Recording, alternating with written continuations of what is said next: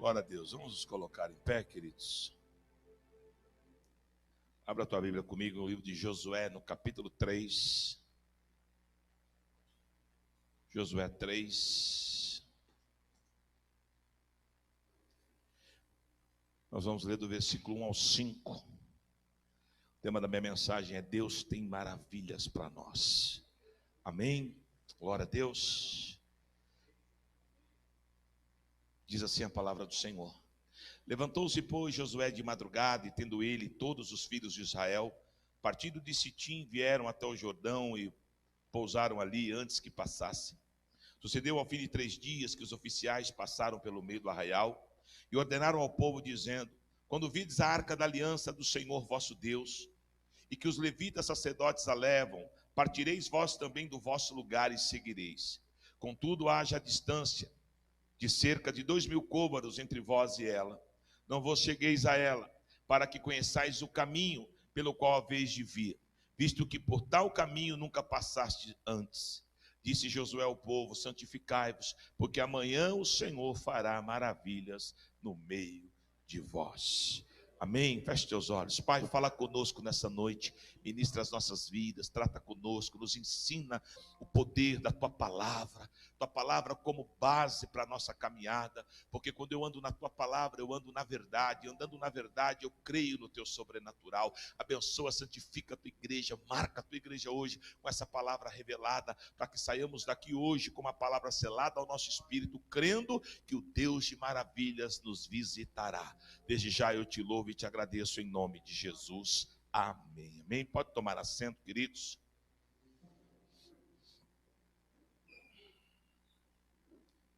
Aleluia.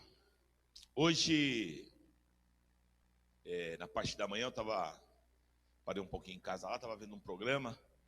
Nesse programa tinha uma moça lá fazendo uma receita, e tinha até um jogador lá, um ex-jogador, com a pessoa lá, ela estava fazendo a receita e tal.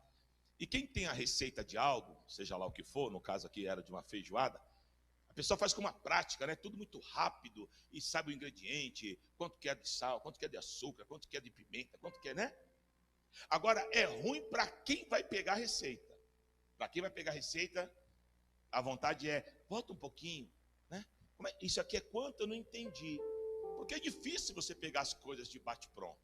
Mas quando eu pego, ou você pega uma receita de bate-pronto, a coisa dá certo. Isso eu estou falando de culinária, mas a gente pode falar de medicina, por exemplo. Quando você vai no endócrino e fala para ele: olha, eu estou com tantos quilos, estou gordo, quero isso, aí ele fala: faz isso, isso, isso, isso. Se a gente seguir o que ele falar, a gente vai emagrecer. O problema é seguir. Às vezes sempre a gente para no meio do caminho.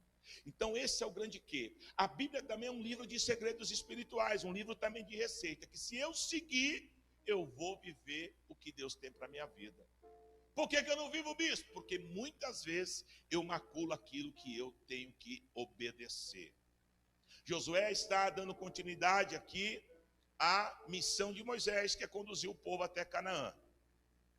Agora eles estão numa cidade chamada Sitim, saem para dar continuidade à viagem, só que aí a Bíblia diz que eles acampam e ficam próximos ao Jordão, porque eles tinham que passar pelo Jordão.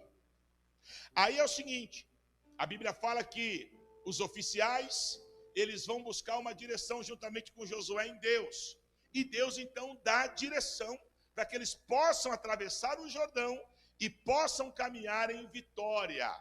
Na verdade, o versículo 5 termina dizendo que se eles obedecessem, Deus iria fazer o quê? Maravilhas no meio deles. Eu estou pregando para um povo inteligente, amém? Deus muda.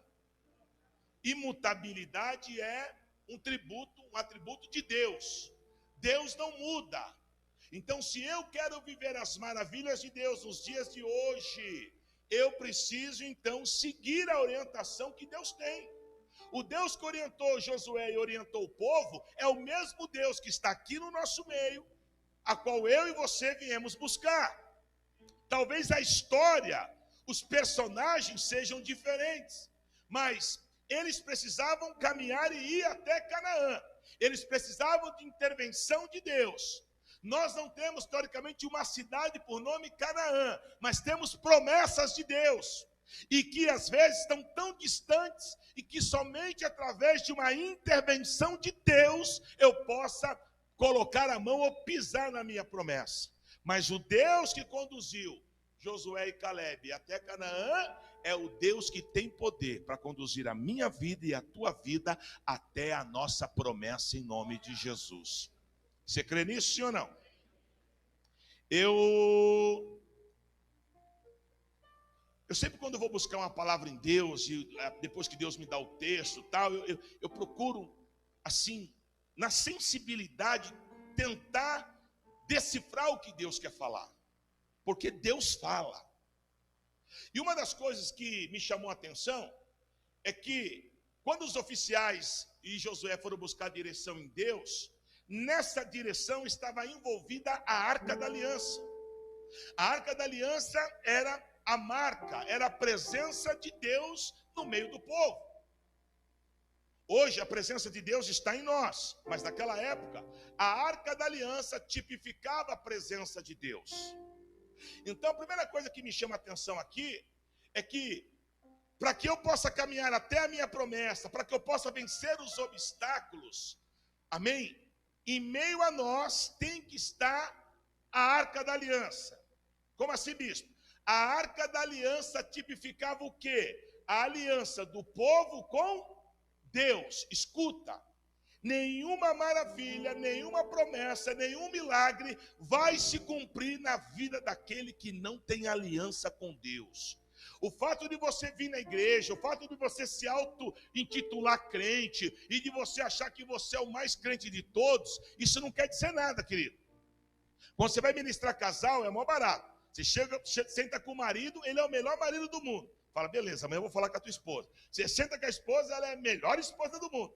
Aí a pergunta é, e por que está tendo problema? Se os dois são tão bons assim, por que está tendo problema? Porque o ser humano é assim, ele sempre se acha o melhor. Hoje eu vejo um monte de gente que está dentro da igreja, mas não tem aliança com Deus. Como é que o senhor sabe? As prioridades. Aonde está o teu coração, está o seu tesouro. Se a minha prioridade é as coisas de Deus, eu não negocio. Eu sirvo a Deus há quase 30 anos, eu não negocio a minha vida com Deus, porque eu aprendi que Ele é a primícia. Sem Ele eu não chego a lugar nenhum. Deus dá os seus enquanto dorme, a Bíblia diz.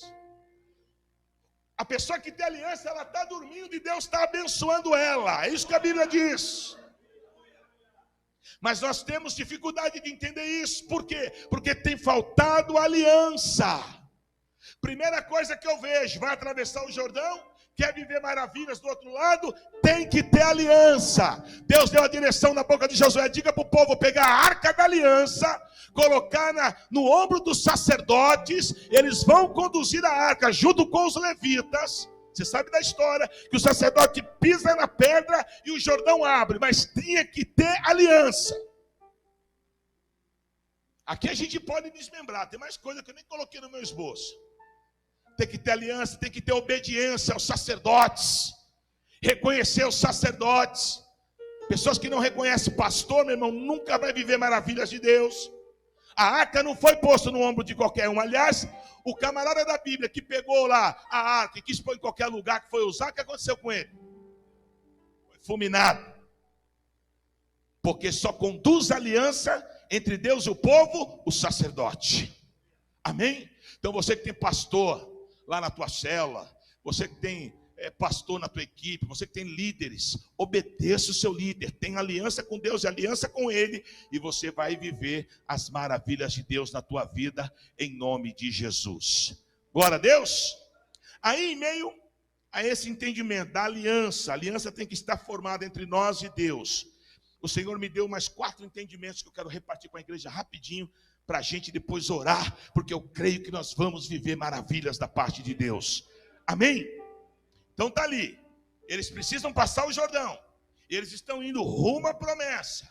Amém? A orientação deles vem da onde? Vem de Deus, da boca de Josué, mas é uma receita. Se não cumprir com a receita, vai dar tudo errado. Se obedecer, vai dar tudo certo. Aprenda isso. Se você obedecer e andar debaixo da bênção de Deus, vai dar tudo certo.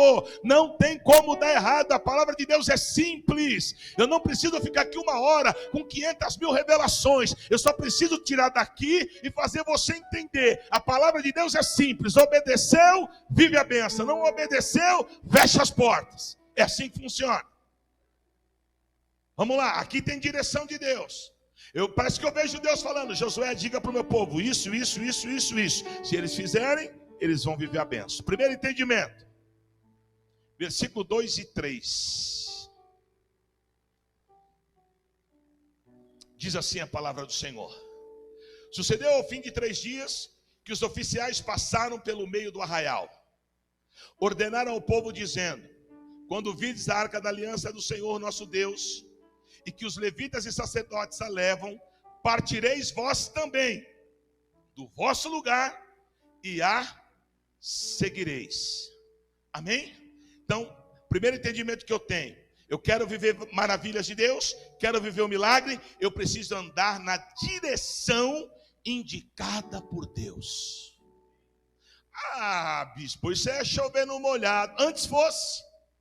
Qual o maior desafio da igreja de Cristo? É andar no centro da vontade de Deus. As pessoas têm muita dificuldade de obedecer a Deus, por isso que é muita luta. Irmão, se a gente parasse aqui, fizesse, colocasse uma mesa aqui de atendimento, e aqui ninguém vai ficar sabendo do problema de ninguém, vou atender um por um. Todo mundo vinha trazer um problema. E os problemas que as pessoas vão trazer, não é problema às vezes do cotidiano, porque não é porque a gente é crente que não vamos ter problema. Mas são problemas que você vai lá na raiz, e a raiz é o quê? A desobediência. Por exemplo, o maior problema hoje dentro das igrejas, problema familiar, casamento, cônjuges. E aí você vai ministrar, o que você logo vê? Tem desobediência. Mulher não faz o papel dela como esposa, o marido não faz o papel dele como esposo. Papel do marido, amar a igreja como amar a esposa como Cristo amou a igreja. Papel da mulher, se submeter ao marido como a igreja se submete a Cristo. Parece fácil, mas não é. E aí os casamentos estão arrebentados e as pessoas dizem: bispo, o que fazer? Qual é a direção? A direção é a Bíblia, é só você obedecer a Deus. Ei, esposa, obedece, faz a tua parte, e eu duvido que a coisa não vai andar. Marido, faz a tua parte, ama a tua esposa. Irmão, isso é uma loucura. Quando eu faço casamento, eu faço questão de parar e enfatizar. Você já viu? Aqui nós somos a igreja, sim ou não? Você já imagina a gente orando e falando assim, pastor Erickson: ei Deus, se não me der o que eu quero, eu vou subir aí no céu, eu vou te matar. Já pensou? Ou então, cala a boca. Já pensou? Mas é o que muitas vezes a esposa faz com o marido. A comparação de Paulo na carta aos Efésios, no capítulo 5, a partir do versículo 22, é essa. Você já imaginou a gente aqui, cheio de amor para dar? Senhor, abençoa a minha vida. Cala a sua boca, seu chato, sua chata. Ou então: Senhor, eu estou tão aflito, eu não vou te atender agora, deixa eu quieto, eu estou cansado. Já pensou Jesus falando isso? É o que muito marido faz para a esposa. Aí bem, eu queria falar um negócio: não vem mexer meu saco, não, agora eu estou vendo o jornal aqui. Não vem agora não, que eu estou vendo o meu jogo aqui. Não é assim? Então, toda essa disparidade, a gente quer achar culpados, queridos.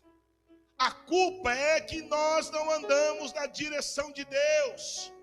Aqui Josué está dizendo: primeiro passa os oficiais, os pastores de Josué no meio do povo, dizendo: olha, a direção é essa. Deus falou que os sacerdotes vão pegar a arca, porque eles têm aliança e nós temos também, tá certo? E aí é o seguinte: eles vão na frente com a arca e logo depois nós vamos segui-los, porque o que Deus fizer na vida deles, fará na nossa, porque através deles nós seremos abençoados. Amém? Aí o bispo, os pastores, aqui nas regionais, vai, passa no meio da igreja, ensina, dá a direção, papapá. E aí o pastor está indo aqui e a ovelhinha está indo lá. como é que vai viver maravilhas? Irmão, o que o Espírito Santo falou aqui comigo foi muito claro. Os oficiais passam no meio do arraial. Os pastores passam no meio do arraial, os pastores passam nas células. Nós estamos ensinando dia e noite, dia e noite, dia e noite. O caminho é aqui, o caminho é aqui, o caminho é aqui. Mas você quer ir por aqui. E aí as coisas não acontecem, aí a culpa é do pastor, a culpa é do bispo, a culpa é da igreja. Não! O Jordão só abre para quem verdadeiramente segue na direção de Deus, querido. Quem sai da direção de Deus arruma problema. Segundo entendimento. O segundo entendimento, o Senhor falou comigo, aí no versículo 4, diz assim, ó: contudo haja distância de cerca de 2.000 côvados entre vós e ela. Ela quem? A arca. 2.000 côvados na conversão dá 900 metros. O povo teria que ficar 900 metros distante da arca. Por quê? Reverência.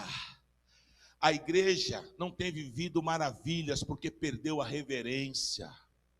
Nós tratamos os cultos de qualquer jeito. Santa Ceia, tem gente que falta 2, 3 Santa Ceia, depois aparece como se nada tivesse acontecido. E não é explicação para pastor, não, meu irmão. A tua explicação é para Deus. Você não vem aqui ratificar aliança com o homem, não. Embora a Bíblia fala que a ceia tipifica aliança na horizontal e na vertical, com a igreja e com Deus. Mas quem tem poder de mandar a tua vida para o céu e para o inferno é Deus, não é o homem. Mas nós estamos nem aí, trata de qualquer jeito, né? Depois me leva na minha casa. Que leva na tua casa, querido? A ceia se leva em casa quando a pessoa está enferma, é isso que a Bíblia diz. Quando ela está impossibilitada de vir na igreja. Agora tem pessoas, dá para levar a ceia para mim, por quê? Aí que eu fui para a praia.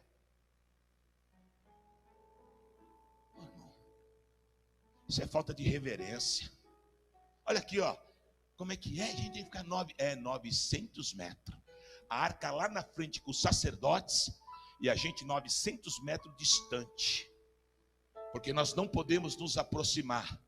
Tamanha santidade, glória e poder que tinha na arca. Quando a igreja começar a reverenciar de novo o Senhor, os milagres vão começar a acontecer. Nossa igreja é jovial, muitos de vocês não viveram ainda, nem talvez 1/10 de coisas que, eu não sou muito velho, mas que eu já vivi no evangelho. Eu já peguei épocas de evangelho aqui no Brasil, de curas miraculosas, de pessoa entrar e não conseguir nem se mexer numa cadeira de roda e sair com a cadeira de roda de pé. Já vi pessoas, tem gente que não crê mesmo, mas cada um, né, a Bíblia fala que aquele que crê, Marcos 16, 17, aquele que crê, então tem o que crê e o que não crê. Eu peguei época de restaurações de ouro. Eu peguei a época de a gente estar num culto assim, num mover poderoso, das pessoas procurar a gente, falar, olha a minha mão, e você põe na mão da pessoa, a mão da pessoa cheia de óleo. Pessoas que não escutavam, e de repente dava estalo e começava a escutar, as pessoas não conseguiam nem testemunhar de tanto choro. Já peguei mover de Deus, de Espírito Santo visitar tão pleno lugar, que as pessoas não conseguiam ficar de pé, tamanha glória. Aí vi uns ignorantes, que o Espírito Santo não derruba ninguém. Que derruba, meu irmão? O problema não é derrubar, é igual lá no livro de Crônicas 7, Salomão está lá inaugurando o templo, a glória vem, Salomão não aguenta ficar de pé, é o peso da glória, meu amigo. É que derruba é o demônio, que demônio, rapaz. Porque as pessoas desconhecem o poder de Deus, mas só há poder onde há temor. Está aqui Davi, ó, na caverna, ele e os seus homens. O Saul perseguindo ele direto, querendo matá-lo. E agora Saul está na frente de Davi. Davi está aqui, Saul está aqui. Falando mal e querendo pegar Davi. E os caras que estão com Davi falou, é agora. Mete a espada nele. Davi ainda arranca um pedacinho da orla dele assim. Mas Davi responde para os seus, ai de mim, e levantar as minhas mãos contra o ungido de Deus. Embora Saul houvesse errado, mas Saul era alguém que já tinha recebido a unção de Deus. Por isso que Davi foi o que foi.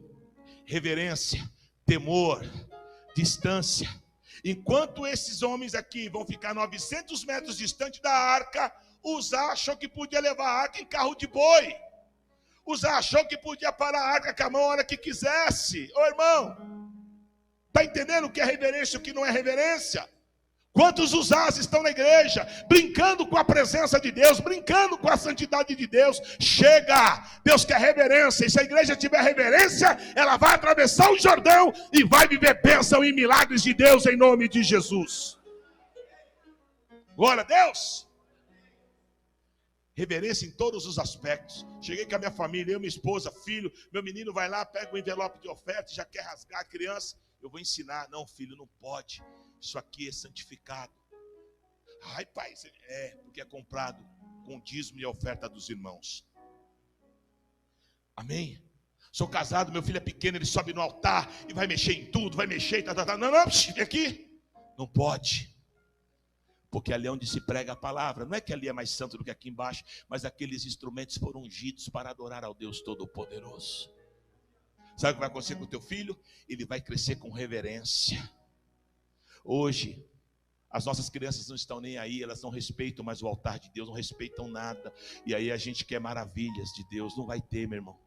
Só vai ter maravilhas de Deus quando a gente começar a pôr os pingos no Z. É isso que Deus está fazendo aqui, Josué. Para o povo viver maravilhas, eles têm que, em primeiro lugar, seguir a direção que eu estou dando. Não pode sair desse foco. Aliás, só confirmando o que Deus já havia falado com ele lá em Josué 1, capítulo 1, versículo 6, né? Deus não falou para ele? Para ele ir firme no foco, não se desviar nem para a direita e nem para a esquerda. E agora, mantenha a distância de 2.000 côvados, 900 metros, não se aproxime da arca.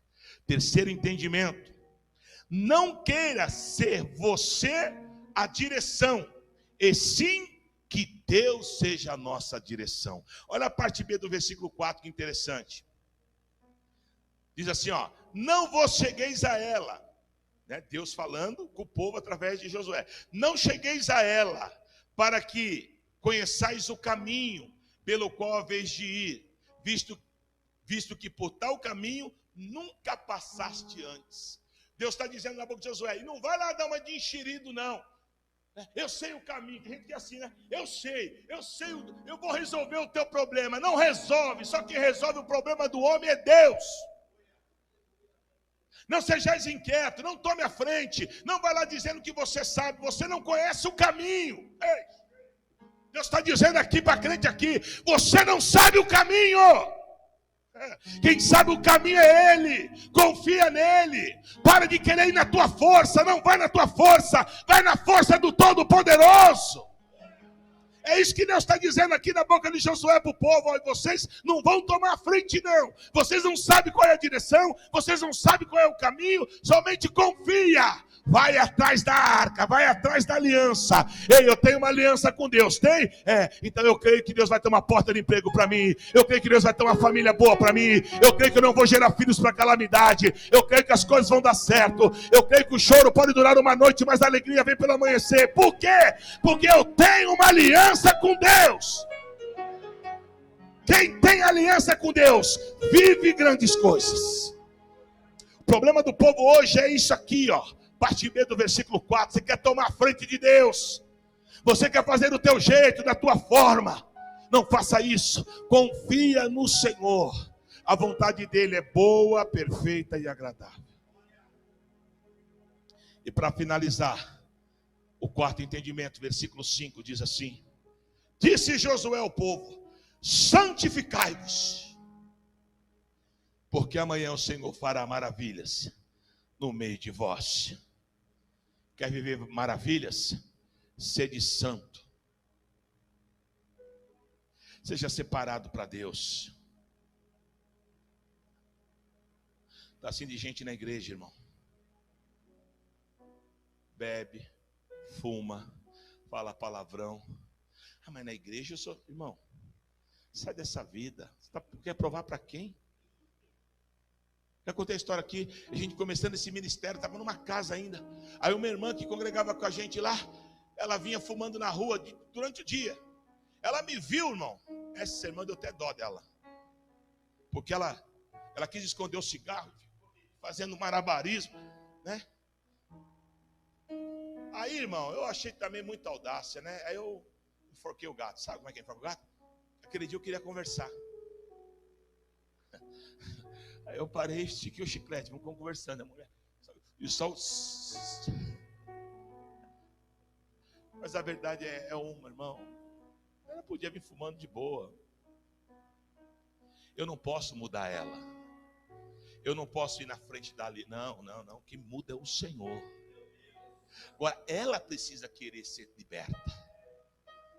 Porque quando nós chegamos à igreja, eu e minha família, eu era arrebentado em tudo que você imagina, de vício, tudo, não tinha, acho que uma vírgula boa na minha vida.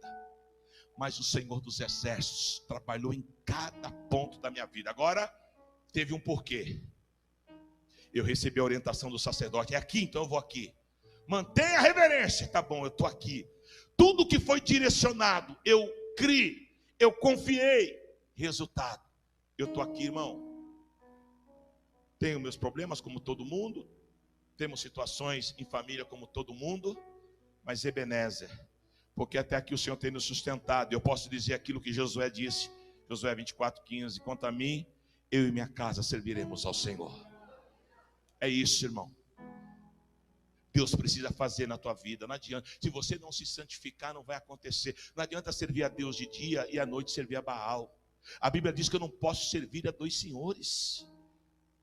E não adianta você ir na tua força, você não vai conseguir. Você precisa do poder de Deus. O que é o poder de Deus? É as maravilhas. Por que o Senhor falou assim? Olha, santificai-vos, porque amanhã eu vou fazer maravilhas. Porque aí depois no outro dia, quando eles entraram no Jordão, a maravilha. O Jordão,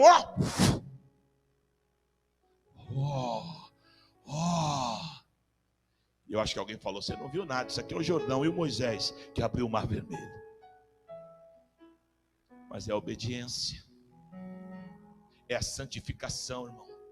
A gente quer viver milagre, mas não quer pagar preço. A gente quer viver milagre, maravilhas, mas não quer se santificar. Se santificar é abandonar os costumes da terra. Se santificar é não ter aliança com sujeira. Irmãos, é difícil. Até para ver uma televisão hoje, você se macula. Então você tem que se santificar. Viu que não provém de Deus? Tira, troca de canal. Porque o diabo ele usa os mecanismos para tentar macular a tua vida. E sem santidade, aí Deus é lindo, ele fala aqui no meu ouvido. Porque a Bíblia é isso, é o quebra-cabeça. Olha o que Deus diz, que sem santidade ninguém verá a Deus. Então se eu quero maravilhas, eu tenho que me santificar. Se eu quero maravilhas, eu tenho que ter temor, meu irmão. Para de tratar as coisas de Deus de qualquer jeito. Leva uma vida desgraçada com Deus, sabe? Não se santifica, não toma santa ceia. Falta 4 domingos, vem na igreja como Senhor, irmão. Vê o que você quer da tua vida. O que você for fazer, faça com excelência. Se é para servir a Deus, sirva com excelência. Se é para servir ao diabo, sirva com excelência, pô. Quando eu me converti, eu falei, eu me converti. Porque quando eu fazia para o diabo, eu fazia com excelência. Agora é para Deus, eu vou servir com toda a minha força. Aí fica meia boca, meio cá, meio lá, e o diabo deita e rola. Talvez hoje você não veja, mas lá na frente você vai ver. Você fala, pô, o bispo falou e era verdade. Irmão, experiência. O diabo ele vai entrando devagarzinho. Você vai permitindo, ele vai entrando. Você vai permitindo, ele vai entrando. E quando você vê, já está feita a bagunça. Então não, querido, se santifique. Deus não mudou, ele continua sendo um Deus santo. E sem santidade ninguém verá Deus. O santo Deus guarda. Paulo está lá em meio ao naufrágio, lá em Apocalipse. Apocalipse não, em Romanos 28, se não me engano, Atos 28, está lá em meio a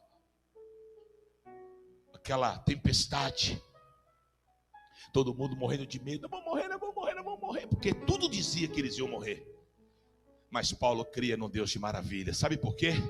Porque Paulo era santificado. E Paulo falou: pode ficar em paz, que o meu Deus me visitou na madrugada e disse que nada e ninguém aqui vai ser tocado. Vai despedaçar tudo aí, mas nós não seremos tocados. Enquanto todos estavam com medo, tremendo, Paulo estava seguro de que o Deus Todo-Poderoso, o Deus de maravilhas, estava com ele. Que o Deus de maravilhas esteja conosco nessa noite. Eu quero fazer uma oração com vocês, uma oração de perdão, para que o Senhor venha nos santificar, para que o Senhor venha mudar a nossa rota, para que a gente saia daquilo que a gente pensa ou aquilo que a gente acha, e nós possamos seguir a direção que Deus tem para as nossas vidas. O Deus a qual nós cremos, Ele é um Deus que a receita dele não falha, querido. Nunca alguém vai poder falar: ai, Deus prometeu e não cumpriu. Não, se não aconteceu é porque você não obedeceu. Se não aconteceu é porque você não trilhou a linha que tinha que ser trilhada.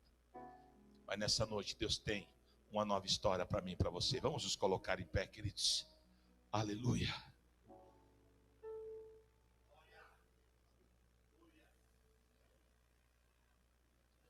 Aleluia. Santificai-vos, porque amanhã o Deus Todo-Poderoso fará maravilhas no meio de vós. Eu creio, hein? Eu creio nas maravilhas de Deus.